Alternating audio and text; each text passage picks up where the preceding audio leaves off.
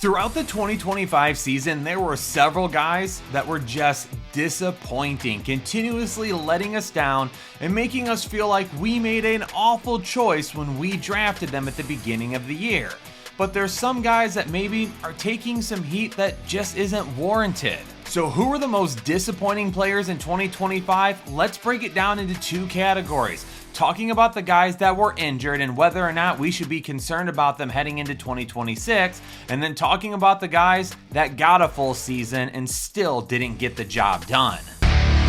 Let's start off by talking about some guys who dealt with injuries in 2025 and whether or not the injuries were the cause of the frustrations for their fantasy production and what it looks like moving forward. Malik Neighbors missed 13 games with a season-ending ACL injury last year, and at the time he had the surgery, it was expected that he would probably return for 2026 and be just fine. However, it is very concerning that after week 18, there was a camera that caught him walking out of the locker room. He was still wearing a brace and he was needing to use a crutch to get around as well. There's a lot of questions going around about Malik Neighbors right now. For 2025, the injury was definitely the major concern, and when you tear an ACL, it's not really something that you expect to happen on a repeated basis. So I wouldn't say he's injury prone, but we're going to need to wait to find out some updates about how he's looking over the offseason. Drake London missed 5 games in 2025, and at one point in time, people were very frustrated with him,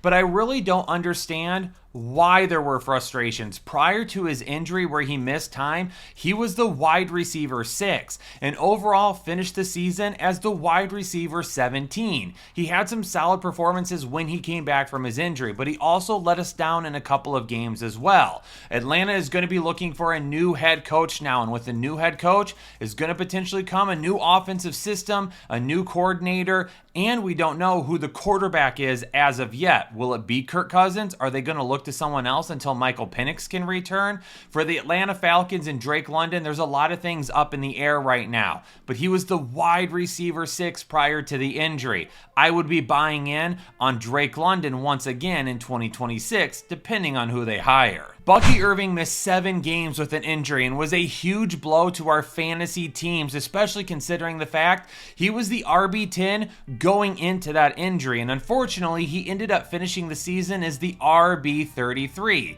Now, when he came back from the injury, he had a couple of solid games for us, and if you were looking to make it into the fantasy playoffs, Bucky Irving definitely helped you get in, but unfortunately, he didn't help you finish the job. When Bucky Irving returned from his injury, he had back-to-back games of 15.1 fantasy points, but after that, 7.6, 7.1, 5.8, and 10.3. He definitely did not help out those last 4 games of the season, but I am not even close to calling him a bust. He was the RB10 before the injury. He gave us back-to-back performances with more than 15 points after the injury, and heading into 2026, I would be willing to bet on him again. Brock Bowers ended up missing 5 games. Prior to the injury, he was the tight end 11. After the injury, he finished as the tight end 9 because of a couple of big games. Unfortunately, he just didn't return the value of being drafted as the #1 tight end overall.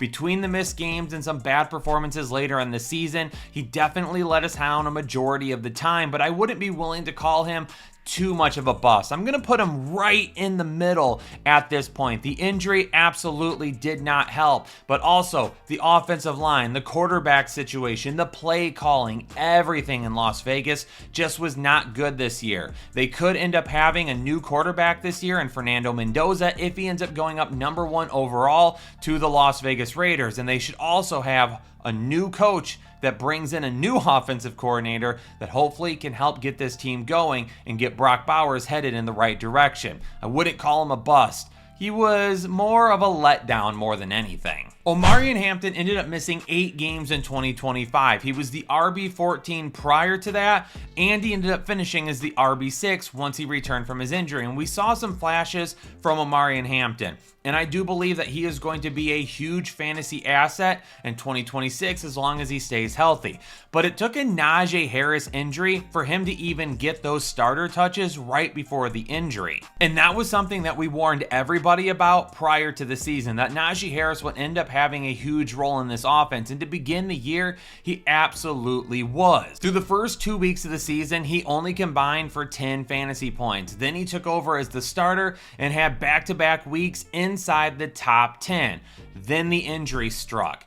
At this point in time, unfortunately, I do have to say Omarion Hampton was a bust for me this year because of where he was drafted and the fact that he wasn't getting starter touches. It took an injury for him to get the starter touches. Then he misses 8 games, and when he comes back, he ended up splitting time with Kamani Vidal. Now, if you held on to him all season long, he gave you RB 16 and 12 performances to end the season. So hopefully, he did just enough to at least help you out towards the end. Tyreek Hill missed 13 games, a devastating knee injury, season ending very early on. He was having a big game when it happened, and it looked like he might be getting back on track. But to me, Tyreek Hill definitely ended up being a bust because of the injury and what would have likely been really his overall season performance. We can't really talk about what ifs at this point, but Miami didn't look good this year. George Kittle ended up missing 7 games, and really he was the tight end 8 in week 1 and then went down with his injury right away. Because of that, unfortunately, George Kittle, a little bit of a bust for me as well, at least a big disappointment. The good news is when it comes to guys like George Kittle or even Brock Bowers, who we already talked about, you had enough options at the tight end position this year that early in the season, you were probably able to back him up. So this year, if you missed George Kittle for an extended portion, it probably didn't hurt you like it did in years past. Alvin Kamara missed 6 games to end the season, and I will admit, Jake and I were heavy on Alvin Kamara going into the season. We thought that there was no way that this offense would be able to function if they didn't utilize Alvin Kamara a ton in the passing game. And guess what? They didn't do that. Not even close. Alvin Kamara was a huge bust this season. Even with the 6 games, even with the injury, he would have been a huge bust anyway, even if he would have finished the season healthy, because that offense was doing absolutely nothing with him. Marvin Harrison Jr. missed 5 games. Prior to the injury, he was the wide receiver 26. After he came back from his injury, he was the wide receiver 49. But we had a lot of what ifs with Marvin Harrison Jr. because Michael Wilson balled out with Jacoby Brissett. If Marvin Harrison Jr. doesn't miss 5 games, does he end up sliding into the top 24 wide receivers? If he had, I would have been hard pressed to call him a bust. Maybe a little bit of a letdown, but not a bust for me. But missing that time and the fact that he didn't really produce with Kyler Murray, that's a bit of an issue for me. Marvin Harrison Jr. heading into 2026 though, I'm interested to see what they do at the quarterback position and who they bring in as the head coach. Keep an eye on all of that because maybe Marvin Harrison Jr. will actually be the breakout candidate next year. Garrett Wilson missed 11 games with a season-ending injury. He did try to come back for 1 game, didn't do anything, and really was limited because of that injury and then never returned. So for me, Garrett Wilson, I'm not going to call him a bust because prior to the injury, he was performing well. Through the first 6 weeks of the season, he was a top 10 wide receiver 4 times. So he was definitely getting the volume and producing. The biggest thing for him next year will be who's the quarterback. He produced with Justin Fields at the beginning of the year, so maybe it doesn't matter who his quarterback will be heading into 2026. Jaden Daniels was definitely a huge disappointment. A guy that was drafted inside the top 3 quarterbacks this season. He absolutely did not get the job done, and most of it was due to the injury. Kept trying to come back, just wasn't getting it done. And unfortunately, by the end of the season, they ended up shutting him down because they didn't want to risk his future. I wouldn't say Jaden Daniels was a bust this year because the injury definitely played a huge part in him being even a little bit productive. James Conner missed 14 games this season and likely could end up being the end of his time in Arizona. We'll keep an eye on him returning from knee injury, but older running backs on the free agent market, if he doesn't stay in Arizona, definitely don't typically garner a ton of interest. All right, now we're going to jump into some of the biggest letdowns this season. Guys that gave us more than enough games that they should have been able to produce for where they were drafted at, but unfortunately didn't come close to meeting those standards. But before we jump into those players, I got to remind everybody that we have a brand new live show this offseason called Headliners Unfiltered. Mondays and Thursdays, a little bit of a day change there for those of you that already know about it. I go live and I talk about everything going on in the sports world around us, giving you raw takes and unfiltered information, and it is definitely a great time that you should be checking out every Monday and Thursday at noon Eastern Standard Time. Make sure you set your alarms, whether you're at work, whether you're on the road, you can listen in or watch. Check out Headliners Unfiltered with me Mondays and Thursdays at noon.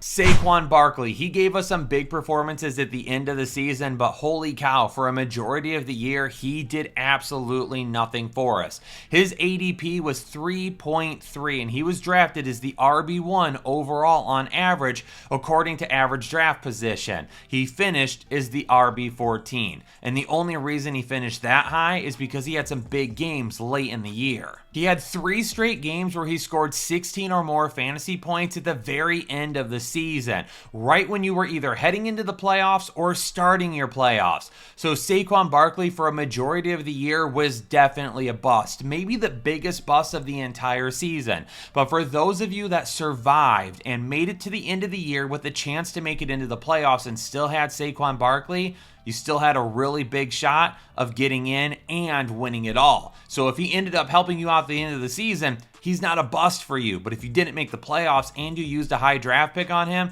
he absolutely was. Justin Jefferson was drafted 5.3 overall as the wide receiver 2 and ended up finishing as the wide receiver 25. His worst statistical year since he entered the NFL. And for a guy that really has been quarterback proof since coming into the NFL, he certainly was not this year. Between JJ McCarthy's struggles and being injured, between having a couple of other quarterbacks coming in, Carson Wentz, Max Brosmer, they just could not get the job done this year with Justin Jefferson, which was a complete letdown for anybody that drafted him very high up. You're probably going to be thinking twice about investing in Justin Jefferson next year, but hopefully JJ McCarthy can get himself healthy and give you an entire offseason to get ready for next year and take a huge step forward. Brian Thomas Jr., he missed a couple of games at the end of the year, but it does not matter. Was drafted 16th overall as the wide receiver 8. Ended up finishing as the wide receiver 43. Brian Thomas Jr., outside of one decent game, didn't do anything the entire year. He was one of our main busts heading into the season, and he absolutely showcased why. And heading into 2026, there's going to be a whole lot of question marks. They just extended Jacoby Myers. They have Brenton Strange. The run game with Travis Etienne, Bashal Tutin could end up taking a step forward next year in terms of the passing game. And, of course, you got a guy like Parker Washington. You got a lot of weapons around him. So can Brian Thomas Jr. get on the same page as Trevor Lawrence next year? I don't know, but I guarantee his ADP won't be nearly as high. You could argue that Lamar Jackson should be included up in the injury section of the video, but I decided to put him down here. Drafted at 21.7 is the quarterback 1 off the board. He finished as the QB 20. I mean, to start the year, he was solid. Quarterback 4, 3, 3. But then the game against Kansas City finished as the QB 27, and that is where the injury popped up. Missed 2 weeks, had the bye, missed another week, did come back as the QB 9, but after that, he just wasn't getting the job done. QB 15, 29, 25, 27, 7, 20, 29, missed another game, finished with the QB7 performance. He didn't end up missing a ton of time. Yeah, 4 games isn't great, but 3 of them came in the middle of the season, and he still came back for a majority of the year. So because of that and the performances he had, even if maybe those were because of the injury, Lamar Jackson was absolutely a bust because you may not have had anybody to pick up in his place. And if you did, you may have dropped him as soon as Lamar Jackson came back, and you may not have been able to get help after that. Ladd McConkey got off to a rough start, ended up bouncing back, and then just couldn't finish the season strong.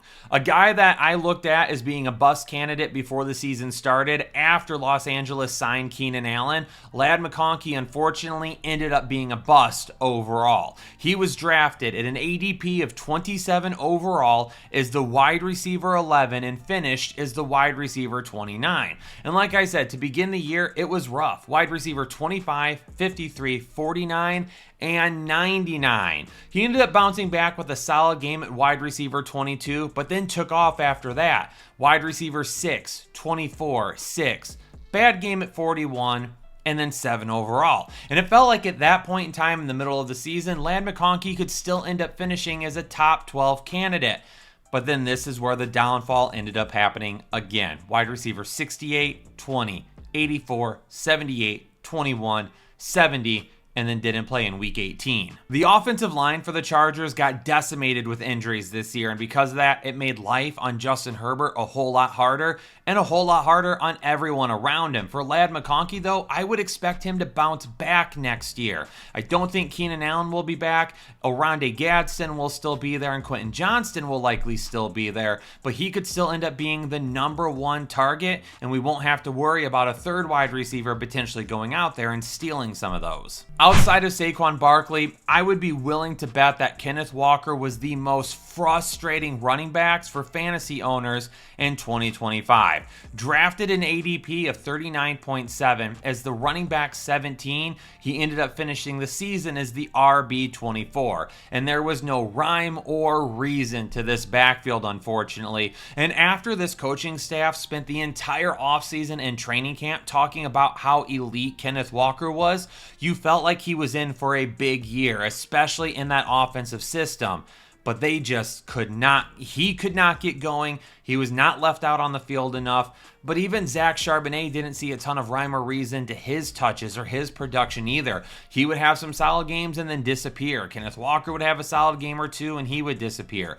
Kenneth Walker, though, still may end up being one of the most efficient running backs in all of 2025 after we sit down and take a look at the efficiency numbers. It was the volume that absolutely destroyed him. And I'll tell you this, for 2026, you're going to have to get him at a huge discount because I doubt anybody is going to want to invest in him if he and Zach Charbonnet are still in Seattle together. David Montgomery was supposed to be a huge value pick, a guy that you drafted at 55 overall as the RB22 that would end up giving you RB1 upside every single week, and that just never came to fruition. Jahmyr Gibbs was by far the guy this year, but with all of the changes on the offensive line and dealing with injuries, David Montgomery just could not get going in between the tackles, the area that he was going to deal with the most problems. He finished the season as the RB26, and the biggest reason is after back-to-back seasons of finishing with 13 and 12 rushing touchdowns,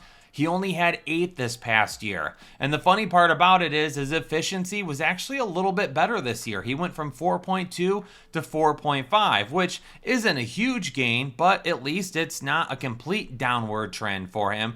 The thing is that he just didn't see nearly enough volume. He had 185 carries in only 14 games back in 2024. This past year in 17 games, he had 158 carries. Heading into next season, it wouldn't be a shock if he isn't in Detroit anymore. And if he is, you have to really wonder whether or not he'll get back to the usage that we saw in 2024. But Headliner Nation, those are some of my biggest bust candidates of 2025. Which one of these guys did you have on your team? Which one of the injuries do you look back on and say, man, I just should have never drafted him? And is there a player that I did not mention that you believe should also be included in this conversation?